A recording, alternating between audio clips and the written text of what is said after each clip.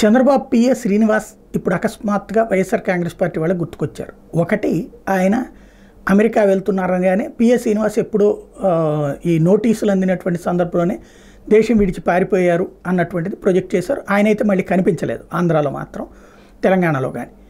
అయితే ఇక్కడ కలుసుకోవడానికి చంద్రబాబు వెళ్ళారన్నట్టు వీళ్ళు ప్రొజెక్ట్ చేసేది బాగా గుర్తు చేసుకుంటున్నారు ఆయన. కాకపోతే చంద్రబాబు అధికారంలోకి వస్తే వెంటనే వచ్చేస్తారు, అదే సందర్భంలో ఏ ఇష్యూ ఉండకపోవచ్చు. అధికారం రాకపోతే కనుక ఆ తర్వాత స్టెప్ ఏంటి అన్నటువంటి త్రూ లీగల్గా వచ్చేందుకు ప్రయత్నిస్తారు ఆయనకి. బేసిక్గా ఏంటంటే ఆయన్ని కలవడం కోసం అమెరికా వెళ్ళాలా? మాట్లాడుకునేది వీడియో కాల్స్ లేవా? ఇవాళ రోజున ఏంటి ప్రాబ్లం అసలు? ఇంకోటి, చంద్రబాబు కోర్టులోనే బెయిల్ తీసుకుని చాలా క్యాజువల్గా బెయిల్ వచ్చేసింది ఆయనకి.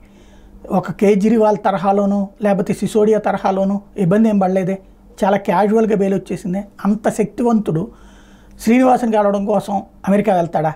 అది కదా ఆలోచించుకోవాల్సింది.